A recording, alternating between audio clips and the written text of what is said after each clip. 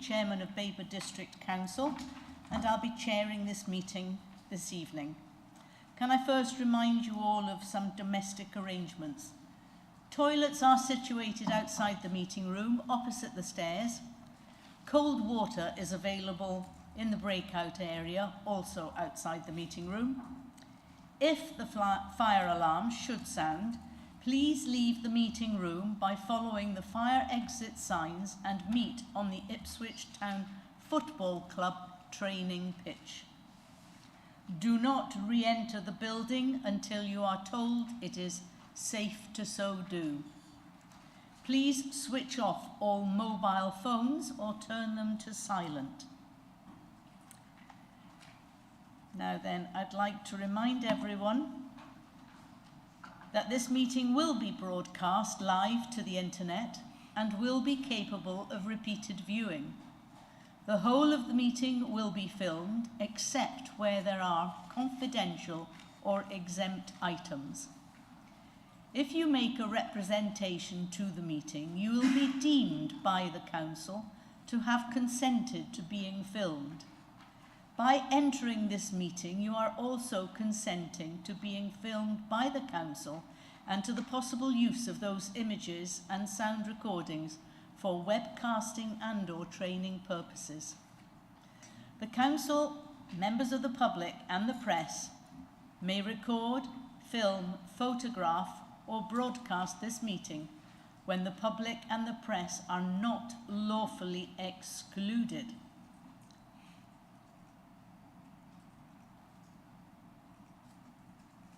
Now then, I think we'll move to the agenda. Yeah. Yeah, I haven't got that bit on there. Okay, before I move to the agenda, I'd like to remind councillors that this council has agreed a debate not hate motion. Therefore, I will immediately rebuke any member making a derogatory remark about another councillor or officer, and will stop the meeting if necessary, as this will not be tolerated. Also, as per the Constitution, unless you have exceptional circumstances, please stand when asking a question or expressing an opinion and comment. And also face the chair and not the auditorium. Thank you. So now I will move on to the agenda. Apologies for absence. Thank you, Chair. I have received apologies from Councillors Dowling, Maybury, Osborne, Holt and Parker. Thank you. Do we have any declaration of interests by any councillor? Councillor Beer? Yes, Madam Chairman. In item 9, I'm a member of Sudbury Town Council. Okay. Thank you. Duly noted. Thank you. We now move on to BC 23/18 to confirm the accuracy of the minutes of the meeting held on the 19th of September 2023, and this is for accuracy only. Does anybody have any issues? Yes, Councillor? Yes, item 47.1. Unlike my colleagues, I didn't need to leave the meeting at 8 o'clock. I stayed until the very end when you announced the end at 8:03. We will amend the minutes. Is that acceptable? Yes, thank you. Thank you. Anyone else? Okay, so we're okay with the accuracy. Can I have a proposer, please? Councillor Owen and a seconder. Councillor Bryn Hurren. Thank you. All those in favour? Unanimous. Yeah.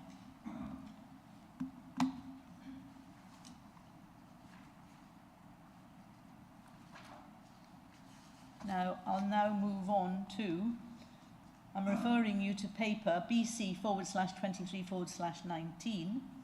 Now, this is for noting. However, before I offer it as for noting, I'd like to let everybody know how disappointed I was, because as councillors, we're busy trying to find funds and things to help our residents and our businesses. And our I was the only councillor at the funding fair in Sudbury. Not a good public image.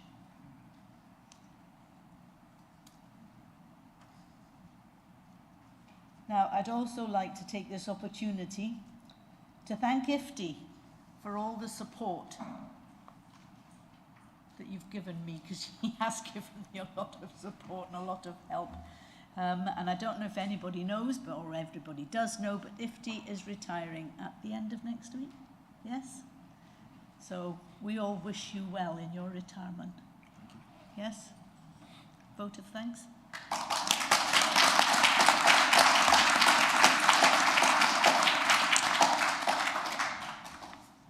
Okay, Councillor Ward, do you have any announcements to make? Thank you, Madam Chairman. Yes, I do. Firstly, I just want to address the events of the weekend. The weekend's floods hit a number of our communities badly, and it has been a deeply distressing time for many residents and businesses who have seen property damaged and lives disrupted. The clean-up is now well underway, and I know we will all continue to do what we can to support residents, businesses and communities during this recovery period.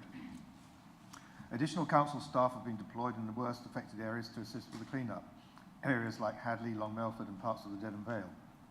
I spoke to one of our public realm team just outside Hadley on Saturday morning while visiting my own parishes along the Brett and the Stour.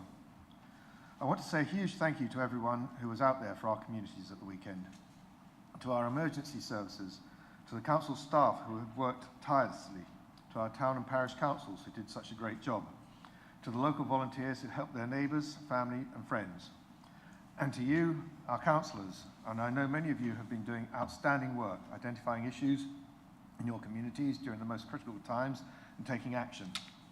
I do, however, want to make a special mention for Councillors Malvisi and Nunn, who, along with others, were very active in Long Melford on Friday night when Chadbrook burst its banks and flooded several premises. You really made a difference, so thank you both. It was a difficult weekend. There's still a lot of clean-up work to do, but we should recognise the fantastic show of community spirit. Moving on now. Along with our chairman and Councillors Carter and Rees, I was invited to attend the official opening of the new Hastow housing development in Stoke-on-Ayland on 29th of September. This development of 8 homes on land that was part of a former middle school site has been named in honour of Margaret Underwood, who lived a whole life in the village and dedicated her 50-year career to educating children in and around Stoke-on-Ayland.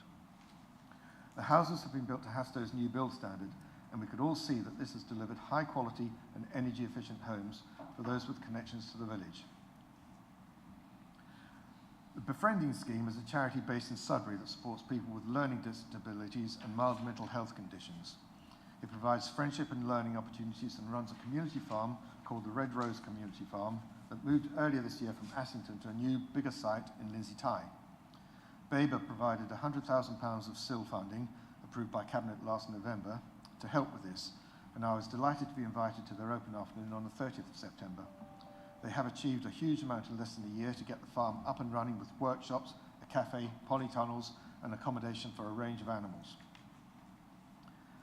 I would like to remind everyone that there is still time for people to have their say on the Council's future direction and priorities. We have outlined the administration's draft priorities, but we made a commitment to getting feedback from the community. Are these priorities right? What else could we do? And what have we missed? The survey will be live until the 15th of November, and details can be found on our website. I'd encourage all councillors to share this with their networks. Posters and postcards have also been created, which you can share with your communities. We're pleased to have partnered with Groundwork East to deliver free and impartial expert advice to help businesses and organisations save energy, reduce their emissions, and establish tailored decarbonisation plans. This new net zero business advice service will provide free support to help businesses, the voluntary sector, and other organisations to understand their greenhouse gas emissions, set a plan to reduce these, and access grant funding to implement carbon reduction actions. More information about the Net Zero Business Advisor can be found on our website. Finally, we have joined forces with Suffolk's other district and borough councils to deliver a groundbreaking project to improve life for landlords and tenants in the private rented sector. Safe Suffolk Renters is designed to create a better understanding of the pressures and problems in the sector and to improve standards, particularly in the worst private rented homes in the area. To achieve this, the project team will consult widely with tenants, landlords and stakeholders in the county. A conference taking place at the University of Suffolk in Ipswich on the 3rd of November is free for any landlord to attend. Details are also available on our website. Similar conferences for tenants and stakeholders will follow. Thank you, Chairman. Item 5 is to receive notification of petitions in accordance with council procedure rules. None received, yes? Yeah. Okay. Questions by the public in accordance with council procedure rules? None received. Questions by councillors in accordance with council procedure rules? None received. Although it is a way of asking questions. BC/23/20 Overview and Scrutiny Committee Report. Now I'm going to invite Councillor McLaren to introduce her report, but I would suggest to everybody that this report is for noting. Okay? Councillor McLaren, thank you. Thank you, Madam Chairman. I'm very pleased to present this report to Council.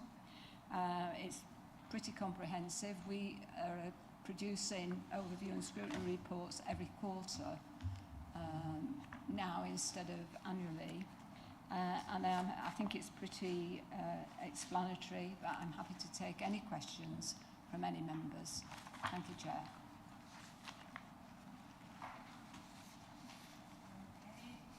Any questions, anyone? Councillor Riley. Thank you, Madam Chairman. First of all, I'd like to congratulate the Chairman of the ONS for a very comprehensive report. And what I find interesting about this report is that we've asked for a review of the current costs of Babergh and its resources. Sorry, page 22, third bullet point down, item 3.28. And we've asked that this be undertaken and reported back to joint ONS. Now, we asked for this in July. And correct me if my memory is at fault, but I don't recall that this information was given to us. Or if I rephrase it, to my memory, this information is still outstanding. Councillor Riley, can I just check again what you're saying? 3.28? 3.28, third bullet point down, following recommendation was made that a review of the current costs of Babergh and mid-Suffolk resources and the potential impact of further statutory responsibilities is undertaken and reported back to the Joint Overview and Scrutiny Committee. And we are now, July, 3-4 months on.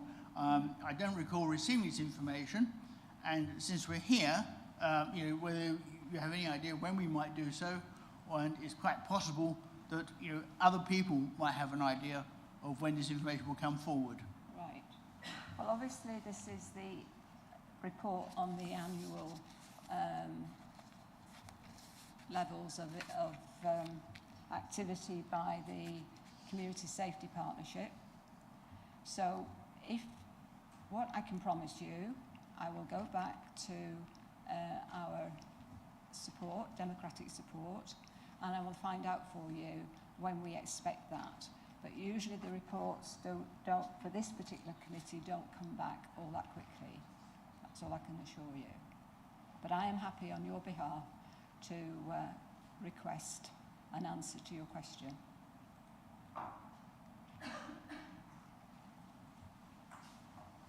Councillor McLaren. This item is for noting, so we shall move on to the next item, which is BC/23/21.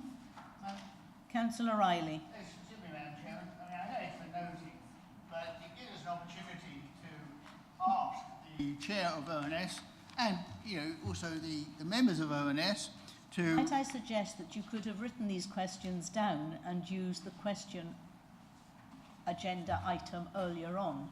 There's no requirement for me to do so, Madam Chairman. I mean, your suggestion I can welcome, but I chose not to do it. Because And- then we would have had the necessary answers for you here. Okay, well, sorry, I've finished the question. Are we now into comment? It's for noting only, so you can comment. May I comment? Yes, I said Thank you very can much. I'll comment. write a comment. Go back to page 22. First item, the Suffolk County Council, Head of Community Safety, advised that any additional statutory responsibilities assigned to the partnership result in increased financial costs and so on. Why is it, and this is a rhetorical question, that since there's more work to be done, we go and we require more staff? Whereas we should be looking to using existing staff and having our own efficiencies. It's no secret that when you come into this building on Mondays or Fridays, you get the impression there's more people on the Murray Celeste than there are in this building.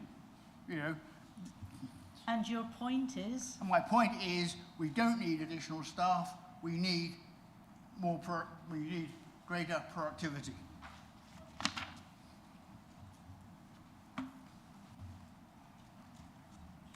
It's Councillor Sally. I have a question on the cost of living report. 3.4. Is the Overview and Scrutiny Committee satisfied with the answers about the support to residents in rural areas and residents who are unable to access online services? I know as a ward member in a rural area, I'm unaware of any activity to actually get to people who might be very hard to reach. And I am concerned about this, and I'm just wondering whether the ONS committee are concerned too. Thank you, Chair. Thank you. Thank you, Councillor Davies. I'm a member of in a rural area as well, but we were satisfied at the meeting that all care was being taken to reach all communities. I feel very strongly about my community, and I think you can be reassured that the committee actually felt that all was being done. There's been a lot of work done by the cost of living team, and Eliza, who is the cost of living coordinator, has worked very hard. She only was appointed last October. She has worked extremely hard to bring together all the efforts. But if you would like to, apart from this meeting, write to me with your concerns, I'm quite happy to answer them. Thank you. Thank you. Thank you very much, Councillor. And now Councillor McGraw. Thank you, Chair. I'm always conscious, and with years of experience in ONS, that there's a danger when we look at these reports that we end up repeating the process that Overview and Scrutiny are supposed to have carried out in the first place. Effectively, we're going over the same ground. And I'm not sure that's going to be very positive or helpful to the members, the public at large, and the members present at this meeting. Any member can attend Overview and Scrutiny, and some do.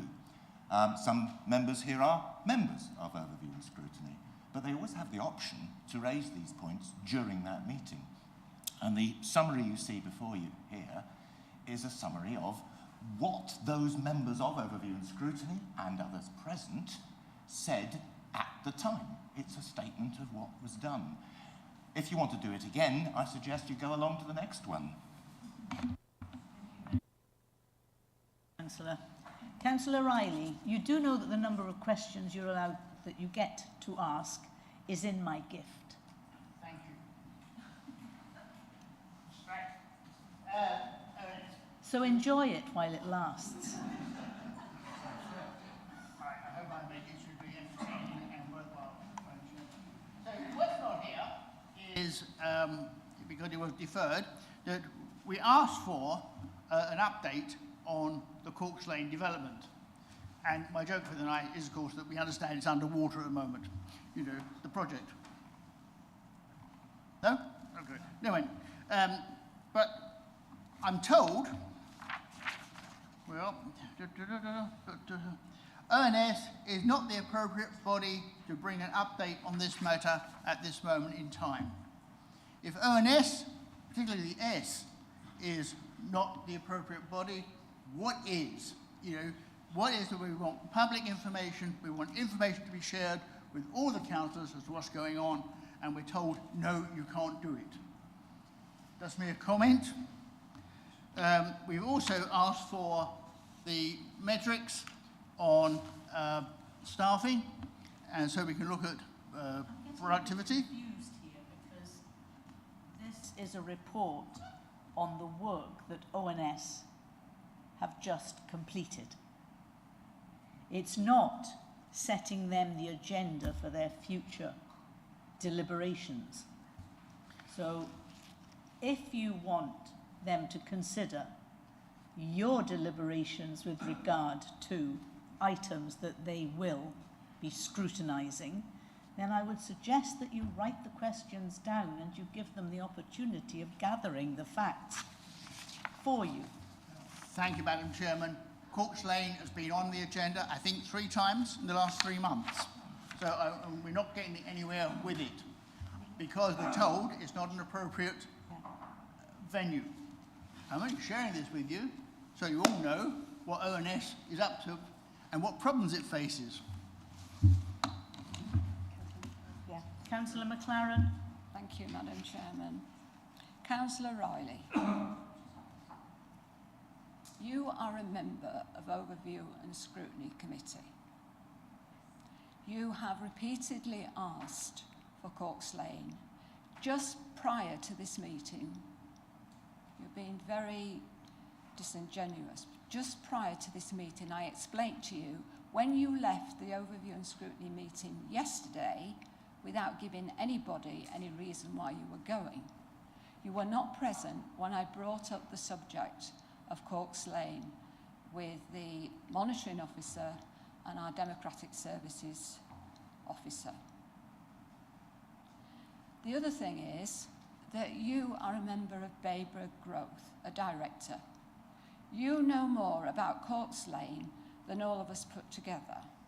So I do find your questions rather difficult. But in relation to Corks Lane, I advised you just 15 minutes ago that we will be dealing with the Corks Lane report at a Babergh Overview and Scrutiny Committee meeting, not a joint Overview and Scrutiny Committee meeting, and that will happen next month. Thank you. Councillor None of these items are contained within the report we are considering, even for noting. I think this is a waste of time. Thank you. Now, Councillor Riley, no more questions. We are moving on. BC/23/21, Community of Governance Reviews for 2022 to 2023. I'd like to invite the Interim Director, Law and Governance and Monitoring Officer to introduce paper BC 23/21.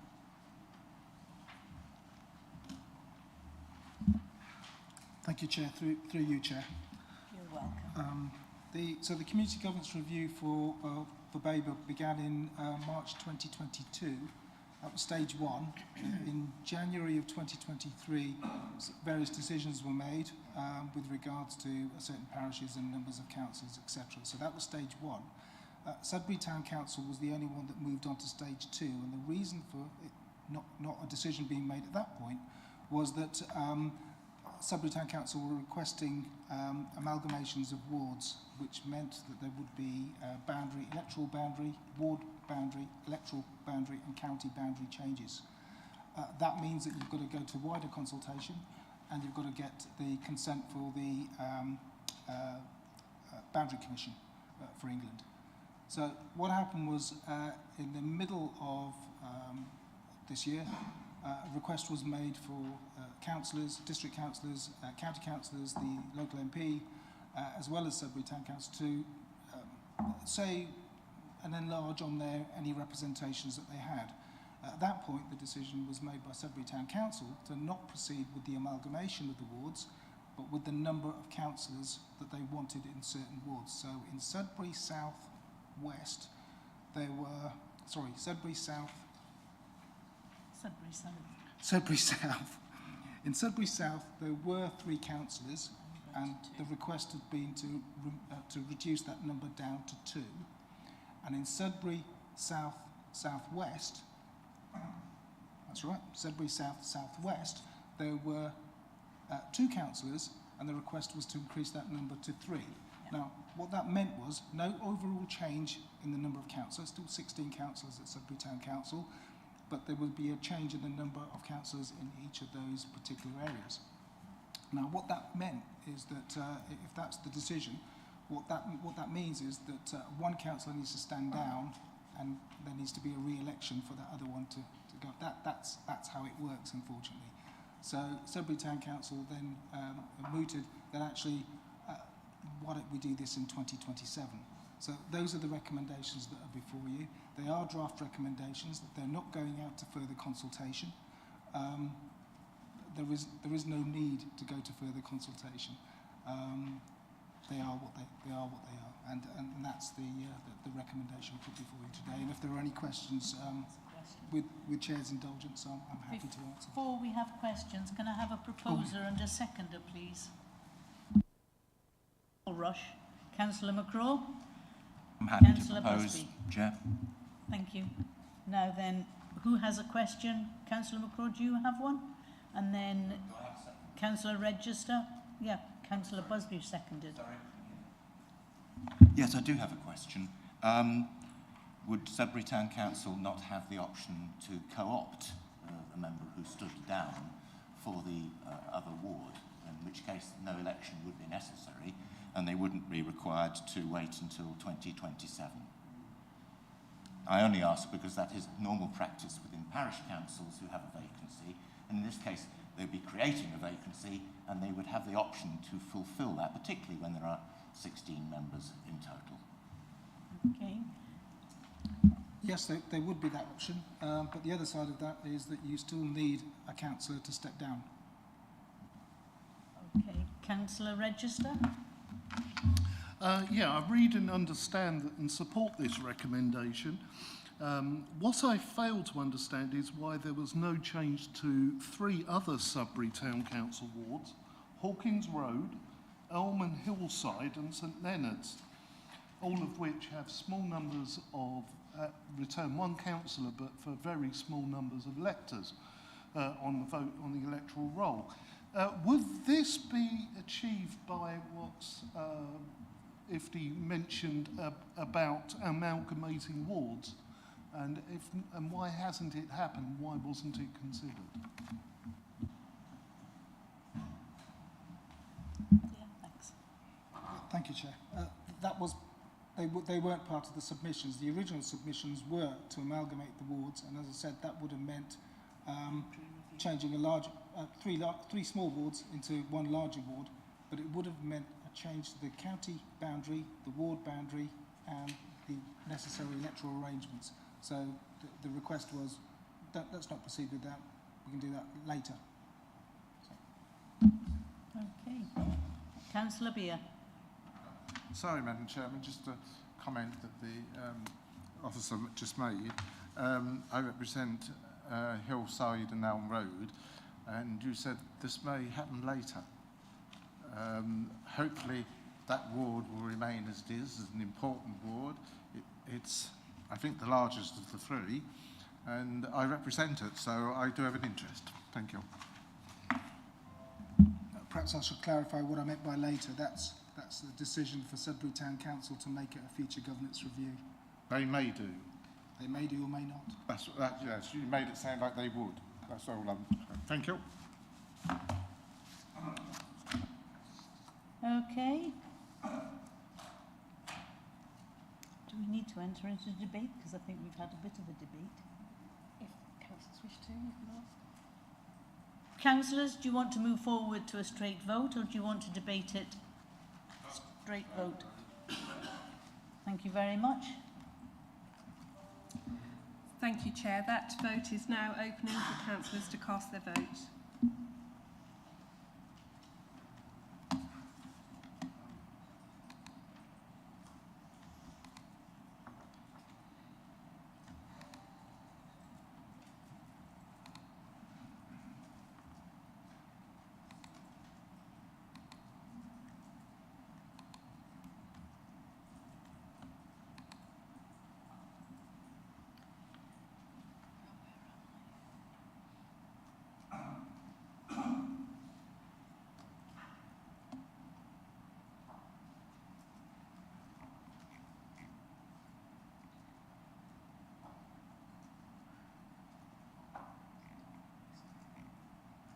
Councillor Riley, you haven't cast your vote? Oh, sorry. Oh, I've voted. 4. Thank you. Thank you. Chair, that is 27 votes for. That is unanimous. Thank you very much. Moving on then, we've got item number 10, BC/23/22, changes to the Constitution.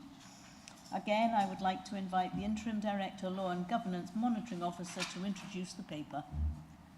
Thank you. We're making you work before you leave us. Thank you, Chair. Much appreciated.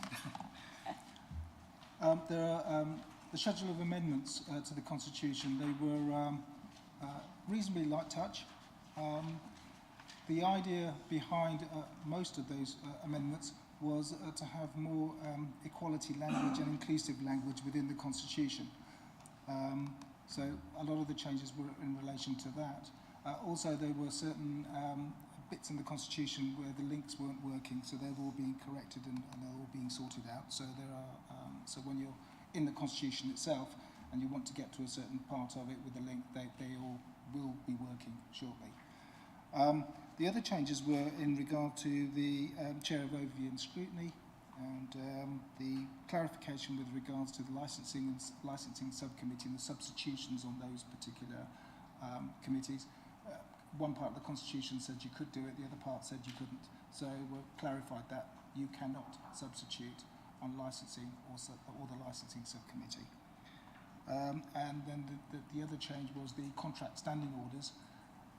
The new contract standing orders, they're amended from the previous ones, and it's not lost on me that actually there's a few bits in there where the language isn't inclusive, and we'll endeavour to ensure that changes. Chair. Thank you very much. Thank you. Now, could I have a proposer, please? Councillor Ward, and a seconder? Councillor Saw, thank you very much. Now, the recommendations are 3.1 and 3.2. Councillor Ward? Partly proposed. Yeah.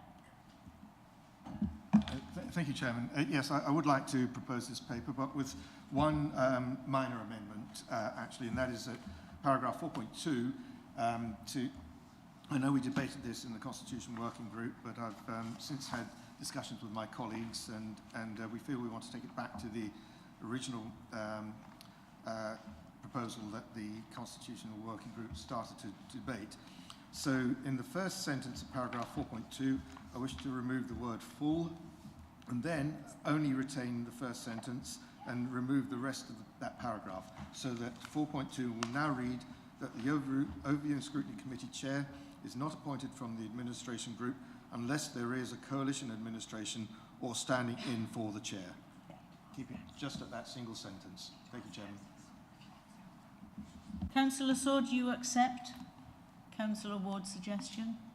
Yes, thank you very much. Councillor Riley.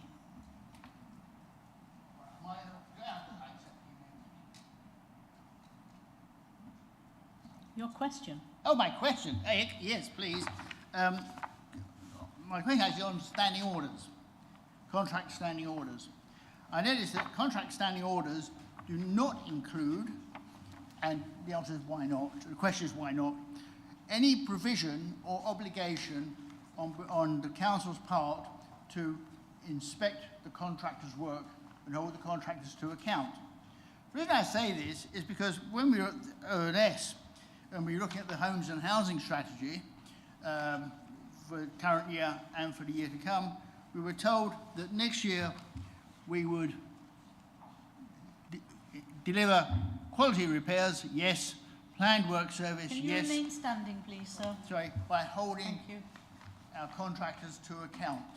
And there is nothing in standing orders that indicate we should be holding, we will be holding contractors to account.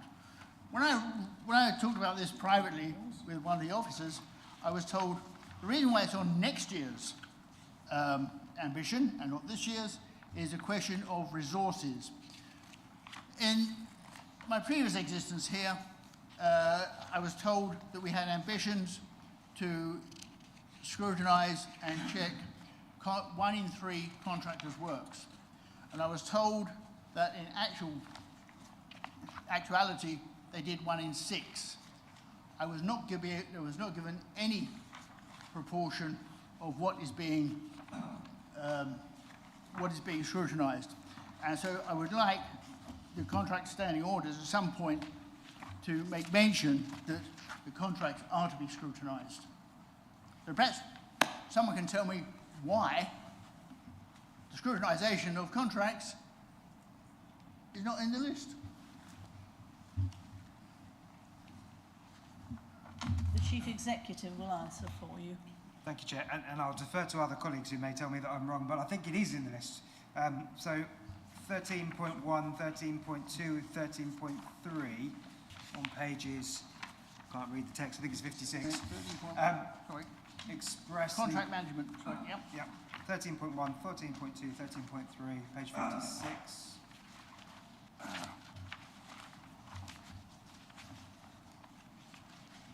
Sections are in green. Yeah. 8. Sorry, we can't get there. 46, did you say? 56. Yeah, 36. 56. 56. Page 56 of your packs. Expressly talk about performance management of contracts, Yeah. including the quality of the work. Thank you, Mr. Chevalier, and thank you, Madam Chair. Thank you. Now, we've had questions. Any more? Councillor Rees. Yes, I'd just like some clarification, please, on note 4.1. The Constitution has been amended to update and use more equality compliant and inclusive descriptors. Does that mean that the descriptors used at the moment are not compliant and haven't been for a while? It's changing it's he, misleading she, and it, ambiguous. etc. Something's either compliant or it's not compliant. It's not, something can't be more compliant than something else. Where does it say more compliant? Note 4.1, the Constitution has been Sorry? amended to update and use more equality compliant and inclusive descriptors. What So- page? Page 35. Page 35 of the Yeah. pack. So does that mean that the descriptors used in the Constitution at the moment are not compliant with equality legislation?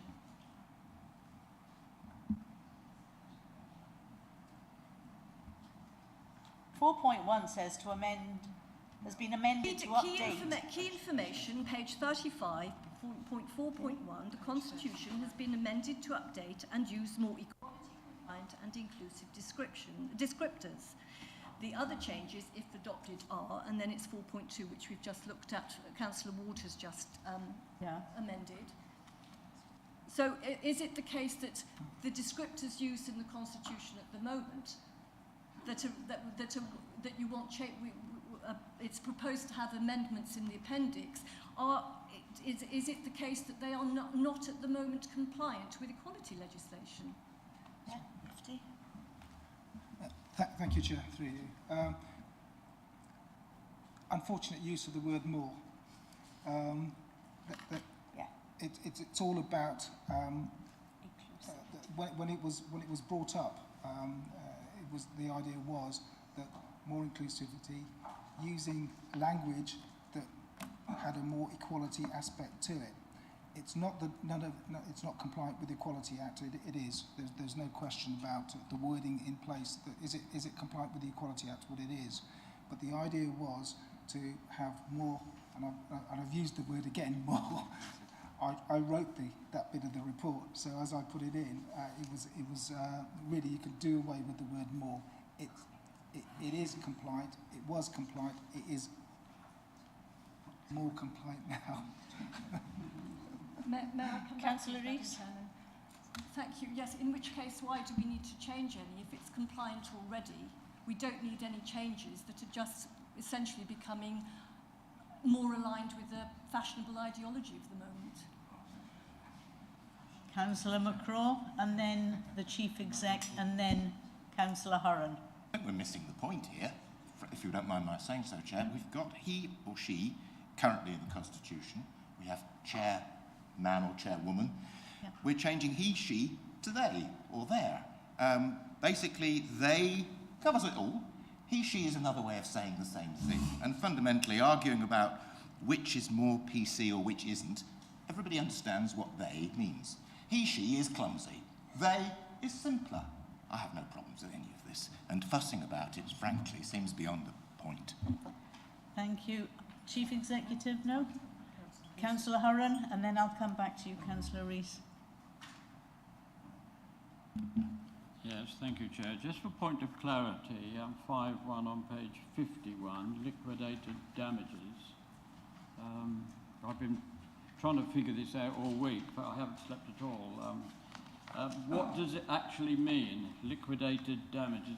I presume it's money put up by a contractor in procurement in case the job goes wrong or they go bankrupt, and there's over 100,000 ceiling. Just some explanation, please, would be appreciated, so I actually understand what the words mean. Thank you. Thank you, Chair. Yeah, liquidated damages just means that for a specific harm, if you like, rather than asking them to complete the contract, you're asking them for money, or that bit of the contract. So that's what liquidated damages is. It's the intention, actually, give us the money then and we'll get it done elsewhere. That's really why you call it liquidated damages, and that's why it's good to look at each contract to work out whether or not you want the contract done, or whether you want money so you can get it done by somebody else if it's not performed by the original contractor. So you look at each of the items under the contract and you go, well, that we could get done somewhere else if you can't do it. So we put liquidated damages figure on it. That actually no one else can do it, only you can do it, so we want you to do it, and if you don't do it, it's breach of contract and other compensation payable. That's the reason for having a figure of liquidated damages. Right, thank you for that. Just a follow-up, so if the contractor goes bankrupt and doesn't have any money, how would we stand then? It would be very difficult to get the money from a bankrupt contractor, wouldn't it? I can see now why this is in, but I think you'll agree it is a bit complicated, isn't it? And maybe there would be better words. You tell me. Absolutely, I do agree with you. The other way to do it then is what tends to happen is if you've got a contract for large amounts, that you ask for a bond, and it's the bond that isn't mentioned in there. That's a separate process. It's the bond that will then usually covers 10% of the overall contract. And the idea is that if there is a default, then you pull on the bond to complete the works and to have the money to complete the works. So separate from liquidated damages. So this would then be included in the small print of each individual contract, is what you're saying, is it? Yes. Yeah. Okay. Yeah. Yes. That's fine. I think everybody else needs to understand it as well. If we do go into a contract, just what's at stake. Thank you. Thank you. Councillor Rees. Chairman, although Councillor McGraw seemed to be starting the debate on this question, as opposed to answering a question, I would also like to ask a second question. That at the moment you're referred to at the moment as Madam Chairman. In subsequent documentation, is there provision in the Constitution for us, if in the event of our being appointed to chair any committee, is it provided for that we can choose how we would wish to be addressed as chairman or chair? Because, quite frankly, the idea that being designated as an item of furniture as opposed to a human being, I find quite abhorrent and far from inclusive. It feels like an exclusion from the human race. I've been dealing with these questions since about 1993, when I worked at Stirling University.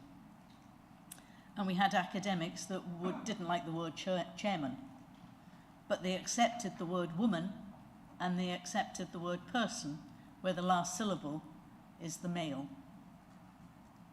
I have been asked how I would like to be referred to, and I don't have any hang-ups. I can be called the chair, I can be called chairman, I can be called Madam Chair, I can be called chair, whatever.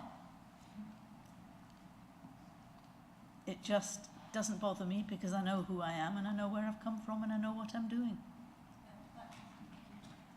What I mean is, if we're changing the Constitution, will subsequent documentation refer to the chair throughout, or as chairman or chairwoman, as as requested Well, by it whoever. says in the appendix that chairman is being changed to chair, Exactly. and vice chairman is being changed to vice chair. Yes, but should there not be provision for people to choose? Given that we're asked constantly to choose our pronouns, would it not be a good idea to include provision as an amendment that we could add people, give people the opportunity, if they are appointed to that office, to be addressed as and referred to in documentation as chairman or chairperson or chairwoman or chair, if indeed they do want to be referred to as an item of furniture? It does make translations difficult, you're right.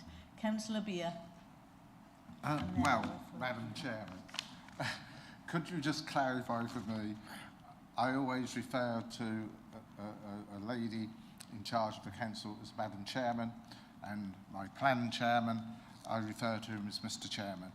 I have no problems with that. Am I going to get into trouble for addressing you as Madam Chairman or Mr. Chairman? Not you, Mr. Chairman. Because Mr. it's Chairman. quite confusing. When you read these 10 pages of the appendix, there's so many where they're changing it. I understand what you're saying. This could be referred to as that if they so wish. But you're quite happy to be known as Madam Chairman, and I hopefully my planning chairman is quite happy to be known as Mr. Chairman when I'm addressing them. Thank you. Councillor McCraw. Isn't it true that this is just a document for reference? It does not prescribe us to call the chair any particular title. It just describes the function. We can call the chairman whatever the chairperson, man, woman, we're not child, obviously, whatever they like to hear, and that's always been the case. It's a matter of common courtesy. This is just a document that describes the function. We shouldn't get bogged down with this stuff. Thank you very much. I'm going to ask the officer to respond to all the comments. Yeah. Thank you, Chair.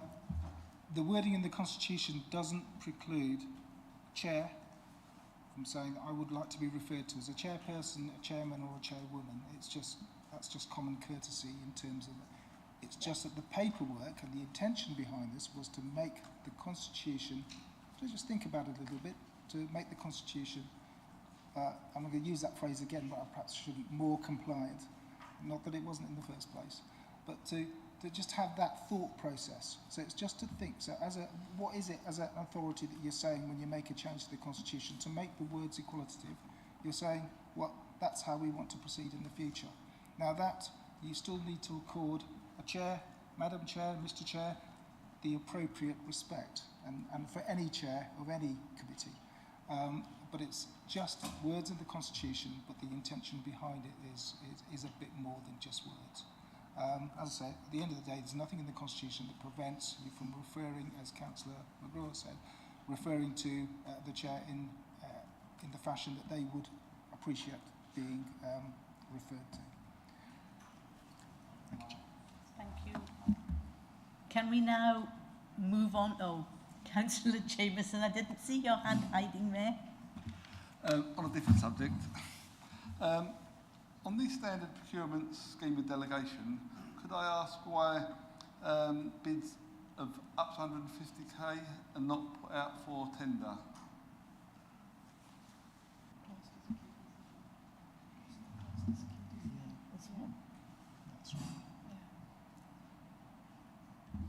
Yeah, that's not classed as the key decision. I think that's where that comes from.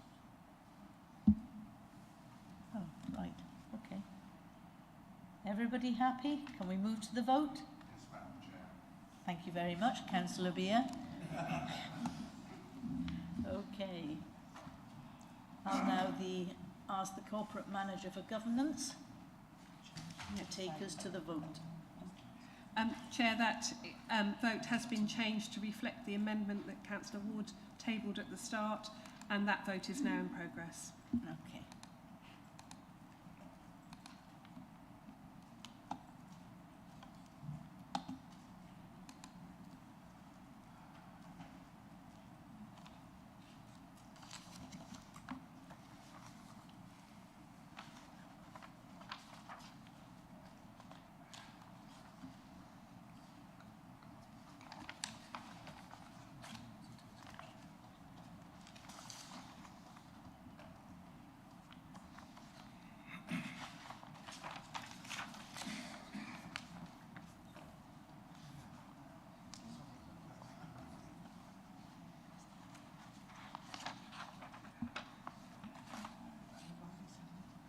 Councillor Riley, can I take your vote? Is it- Okay, can I take your vote manually? Four, thank you. And Councillor Plum, can I take your vote, please? Thank you. Chair, that's 27 votes for, that's unanimous. Thank you very much. Now I'd like to invite Councillor Ward to introduce paper BC/23/23 and to move the recommendations in the report. Over to you, Councillor Ward. Thank you, Madam Chairman. I'm not going to take too long over this. It's a very straightforward report. We go through this every year, and this is to agree the timetable of our committee meetings for the 2024 to 25 municipal year. I hope everyone's had a chance to look at the dates, and if there are any issues, then we can resolve them outside of the meeting. I don't really want to scrutinise individual dates this evening, but I hope that the report meets everyone's satisfaction, and I'd like to propose the recommendations in paragraph 2 of the report. Thank you, Councillor. Councillor, you're proposing, so can I have a seconder, please? Councillor Saw. Questions, anyone? No, we'll move to the vote. Yes? Thank you.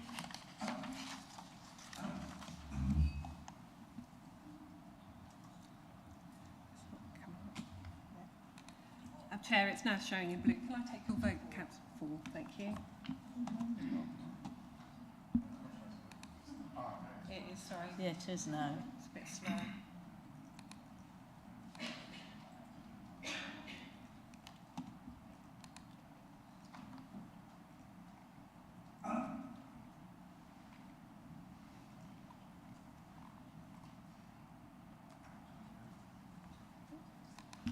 Chair, that is 27 votes for, that is unanimous.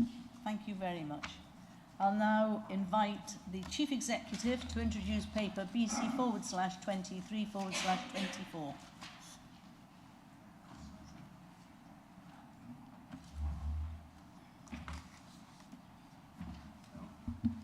Thank you, Chairman. As Council will be aware, and as already heard, Ifti Ali leaves us in the coming weeks as he looks forward to retirement. We are, however, required to have a monitoring officer. Every council is required to have a monitoring officer in place. We are currently out to recruit for a permanent monitoring officer, but we will have a period of gap whilst we are going through that recruitment process.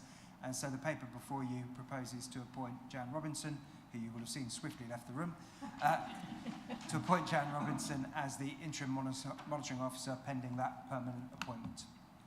Happy to take any questions. Okay, thank you. Any questions? She's run away, exactly. I wasn't going to say that. Oh. Councillor Riley, are you asking a question or are you entering debate? I'll ask you a question. Okay. Further information, if I get this right, we are required that Ms. Robinson is the corporate manager for governance and civic office. Fine. And we are told that the post is part of staff is included in, sorry, I've lost it. The post is incorporated in the role of director for law and governance. So we have corporate manager and we have a director. Are they the same? You know, am I just being too picky? Heaven forbid. Heaven forbid, never. So just for clarity, so the role of monitoring officer is an additional statutory post, similar to the role of head of paid service and the role of section 151 officer, and that is then bestowed upon a council, upon an officer, sorry, by full council. So we are proposing, or I'm proposing, that you bestow that honour of being a monitoring officer or responsibility onto the corporate manager, in this case Janice Robinson, at the point that we permanently replace the existing vacancy. That is at a director level. I will come back before you and say to you, can you now bestow that role of monitoring officer onto the new director? Thank you. Can I have a proposer and then a seconder, please? Councillor Derek Davis is proposing. Okay, and Councillor McLaren seconding. Are there any more questions that need answering? Do we want to enter into debate or shall we move forward to a vote? Vote. Thank you very much. Thank you, Chair. That vote is now opened. Councillor Riley, can I take your vote? Thank you. I'm coming, I'm getting there, I'm getting there.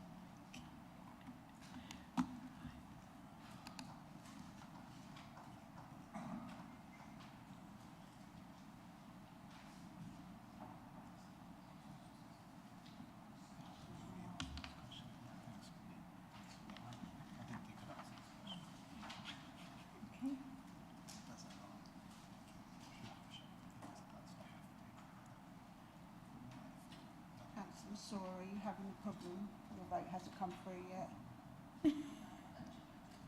That's all right. Would you like me to take it verbally?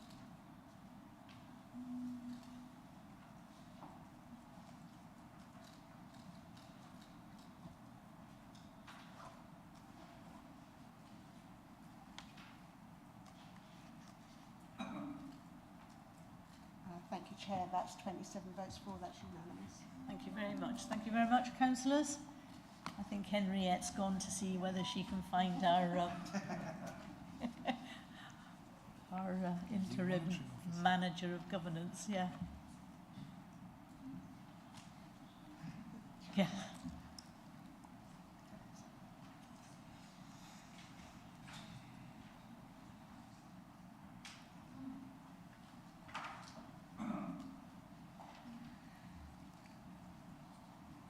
Well, congratulations.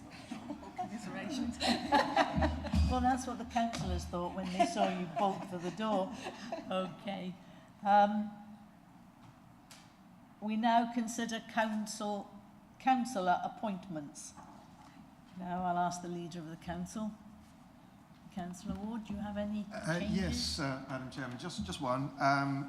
Having looked through all of the appointments we made at full council and subsequent to that, there is just one appointment that we have forgotten, and that is mental health champion. It's a role that we created a few years ago in the last council, and has remained unfilled since the election back in May. So I would like to propose you, Madam Chairman, to take that role.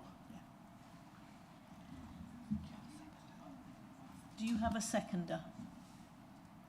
Councillor Hurren. Thank you. Does it? We'll put it straight to the vote? Yes? Thank you very much. Hands up?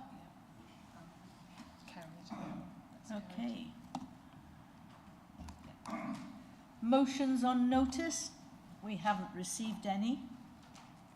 So it is 6:31 and I declare the meeting closed, and our next meeting is Tuesday 21st of November at 5:30.